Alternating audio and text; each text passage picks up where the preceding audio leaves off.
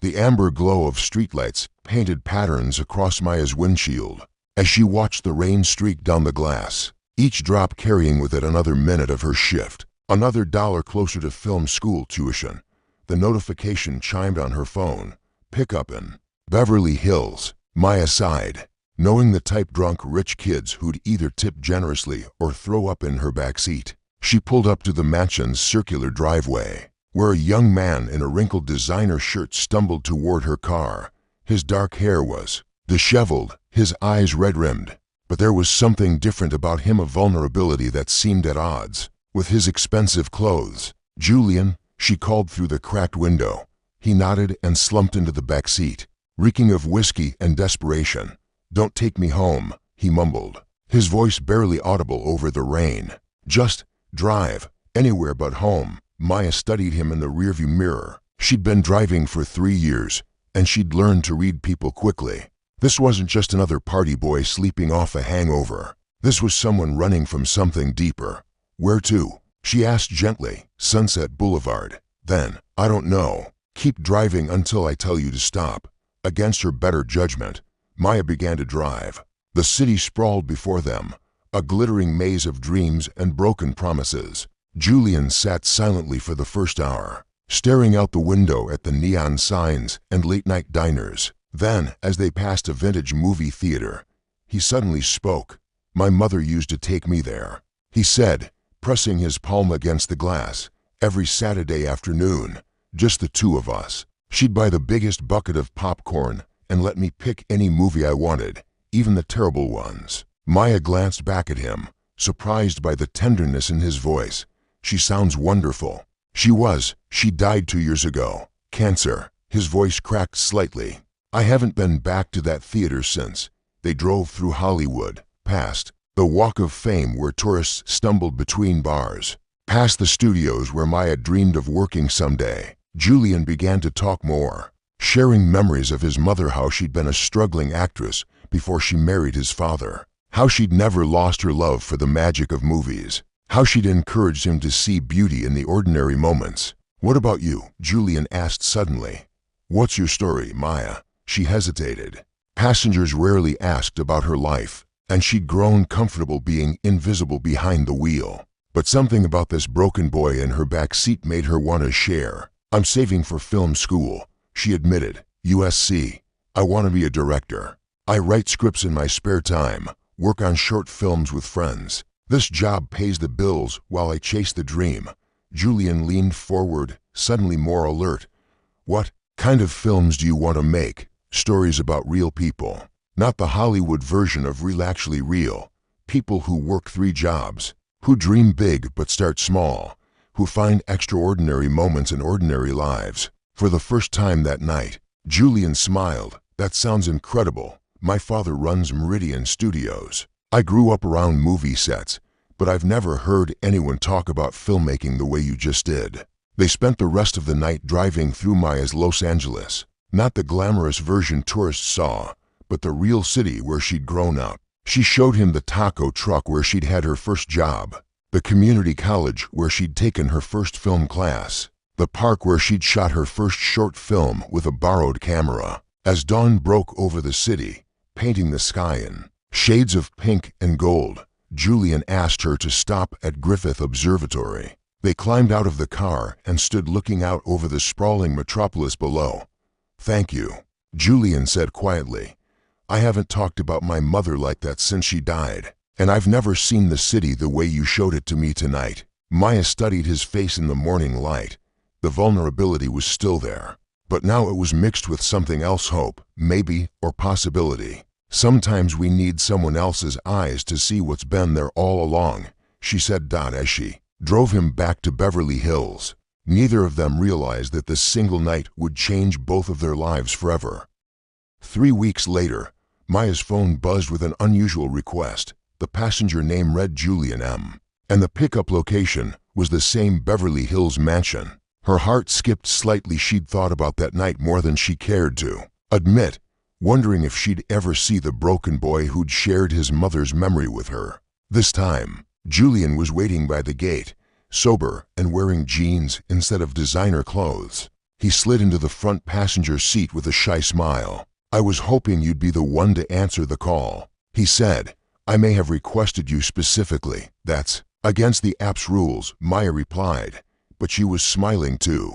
"So is asking your driver to show you the real city at 3 in the morning. But that worked out pretty well." Over the following weeks, their professional relationship evolved into something Maya had never expected: friendship. Julian would book rides just to talk, and they'd drive through different neighborhoods while he peppered her with questions about filmmaking. She discovered he had an encyclopedic knowledge of cinema history, inherited from his mother's passion and his father's industry connections. "You're wasting your talent driving for drunk rich kids," Julian told her one evening, as they sat in her car outside a coffee shop in Silver Lake. "You should be making films." "Easy for you to say," Maya laughed, but there was an edge to her voice. "Some of us can't just call Daddy and get a meeting at a studio." Julian was quiet for a moment. "You're right. I'm sorry. I didn't mean it like that." But he had planted a seed. The next time they met, he brought a small digital camera, nothing fancy, but professional quality. "Consider it a loan," he said when Maya protested. "I want to see what you can do with proper equipment."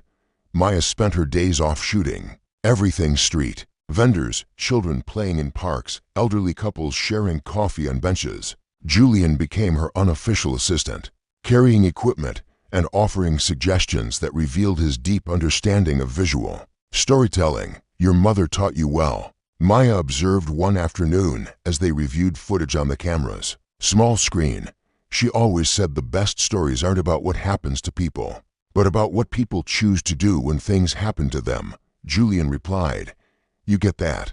Your characters feel real because you're not afraid to show them making mistakes, facing consequences."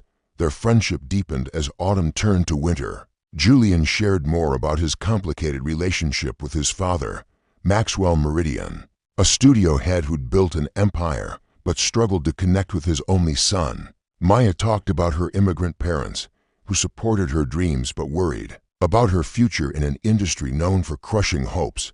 "My father thinks I'm wasting my life," Julian confided one night as they sat in Maya's car overlooking the city. "He wants me to take over the business, but I don't have his ruthlessness. I see people, not profit margins." "Maybe that's exactly what the industry needs," Maya said. "Someone who remembers that movies are about human stories, not just box office numbers." Julian turned to look at her, something shifting in his expression. "I've been thinking about that a lot lately, about what I want to do with my life, who I want to become." Maya felt her pulse quicken. The space between them seemed to shrink, charged with possibility. But before either could speak, her phone buzzed with another ride request. "Duty calls," she said, breaking the spell. As she drove Julian home that night, both of them sensed they were approaching a crossroads. Their friendship had given them both something they hadn't known: they needed someone who truly understood their dreams and fears. But Maya couldn't shake the feeling that their different worlds would eventually pull them apart. She had no idea that Julian was already planning to bridge that gap in a way that would force them both to risk everything they'd built together. The call came on a Tuesday morning in December. Maya was editing footage from her latest project when her phone displayed Julian's number. "Can you meet me at the observatory? I have something important to tell you." An hour later, they sat on the same bench where they'd watched the sunrise after their first night together. Julian seemed nervous, fidgeting with his hands as he spoke. "My father is looking for new projects," he began carefully. "Young voices, fresh perspectives. I told him about your work." Maya's stomach dropped.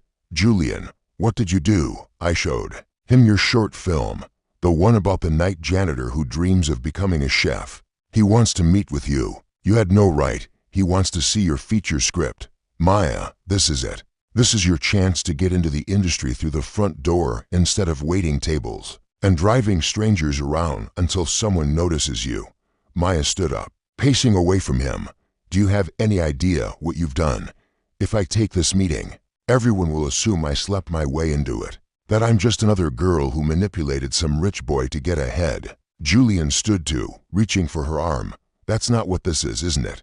Maya spun to face him, tears stinging her eyes.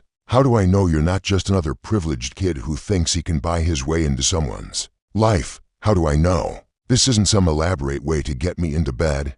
The hurt that flashed across Julian's face was immediate and raw. Is that really what you think of me? Maya wanted to take the words back the moment they left her mouth, but the damage was done. 3 months of friendship, of shared dreams and late-night conversations hung in the balance. I don't know what to think anymore, she whispered. They stood in silence, the city sprawling below them, indifferent to their personal crisis. Finally, Julian spoke, his voice steady but sad. The meeting is Friday at 2 o'clock. Whether you show up or not is your choice. But Maya, I need you to know something. He stepped closer, his eyes intense. I fell in love with your passion long before I fell in love with you. And yes, I'm in love with you. I have been since that first night when you showed me how to see my own city through different eyes. Maya's breath caught.